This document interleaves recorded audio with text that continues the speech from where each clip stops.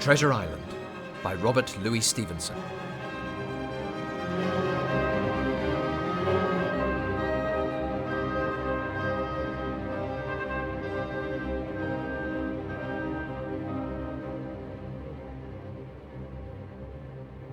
Squire Trelawney, Dr. Livesey, and the rest of these gentlemen having asked me to write down the whole particulars about Treasure Island, I take up my pen and go back to the time when my father kept the Admiral Benbow Inn and the brown old seaman with the sabre cut first took up his lodging under our roof. I remember him as if it were yesterday, as he came plodding to the inn door, his sea chest following behind him in a hand barrow, a tall, strong, heavy, nut-brown man, his tarry pigtail falling over the shoulder of his soiled blue coat, his hands ragged and scarred with black broken nails, and the sabre cut across one cheek, a dirty, livid white. I remember him looking round the cove and whistling to himself as he did so, and then breaking out in that old sea song that he sang so often afterwards. 15 men on the dead man's chest, yo-ho-ho, and a bottle of rum. Then he rapped on the door with a bit of stick like a handspike that he carried, and when my father appeared, called roughly for a glass of rum.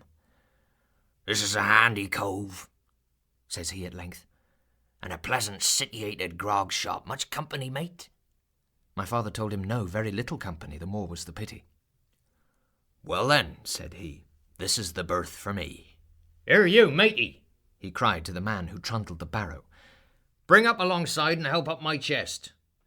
"I'll stay here a bit," he continued. "I'm a plain man. Rum and bacon and eggs is what I want, and that head up there for to watch ships off. You mought call me captain," and he threw down 3 or 4 gold pieces on the threshold. "You can tell me when I've worked through that," says he, looking as fierce as a commander. He was a very silent man by custom. All day he hung around the cove or upon the cliffs with a brass telescope. All evening he sat in a corner of the parlour next the fire and drank rum and water very strong. Every day when he came back from his stroll he would ask if any seafaring men had gone by along the road. When a seaman did put up at the Admiral Benbow he would look in at him through the curtained door before he entered the parlour, and he was always sure to be as silent as a mouse when any such was present. For me, at least, there was no secret about the matter, for I was, in a way, a sharer in his alarms. He had taken me aside one day and promised me a silver 4penny on the 1st of every month if I would only keep my weather eye open for a seafaring man with one leg, and let him know the moment he appeared. I was far less afraid of the captain himself than anybody else who knew him. There were nights when he took a deal more rum and water than his head would carry, and then he would sometimes sit and sing his wicked old wild sea songs, minding nobody. His stories were what frightened people worst of all.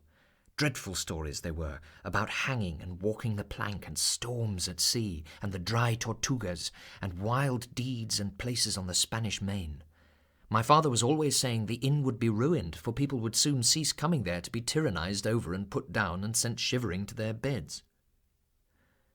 He kept on staying week after week, and at last month after month, so that all the money had been long exhausted, and still my father never plucked up the heart to insist on having more. The great sea chest none of us had ever seen open. He was only once crossed, when my poor father was far gone in a decline that took him off. Dr. Livesey came late one afternoon to see the patient, took a bit of dinner from my mother, and went into the parlour to smoke a pipe until his horse should come down from the hamlet, for we had no stabling at the old Benbow. Suddenly the captain began to pipe up his eternal song. 15 men on the dead man's chest, yo-ho-ho, and a bottle of rum. By this time we had all long ceased to pay any particular notice to the song. It was new, that night, to nobody but Dr. Livesey, and on him I observed it did not produce an agreeable effect, for he looked up for a moment quite angrily before he went on with his talk to old Taylor, the gardener, on a new cure for the rheumatics. In the meantime, the captain gradually brightened up at his own music, and at last flapped his hand upon the table before him in a way we all knew to mean silence. The voices stopped at once, all but Dr. Livesey's. The captain glared at him for a while, flapped his hand again, glared still harder, and at last broke out with a villainous, low oath. "Silence there between decks." The old fellow's fury was awful. He sprang to his feet, drew and opened a sailor's clasp knife, and balancing it open on the palm of his hand, threatened to pin the doctor to the wall. The doctor never so much as moved.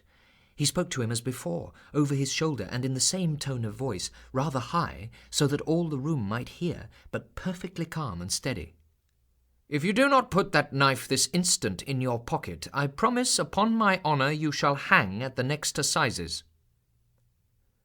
Then followed a battle of looks between them, but the captain soon knuckled under, put up his weapon, and resumed his seat, grumbling like a beaten dog. Soon after, Dr. Livesey's horse came to the door, and he rode away, but the captain held his peace that evening, and for many evenings to come.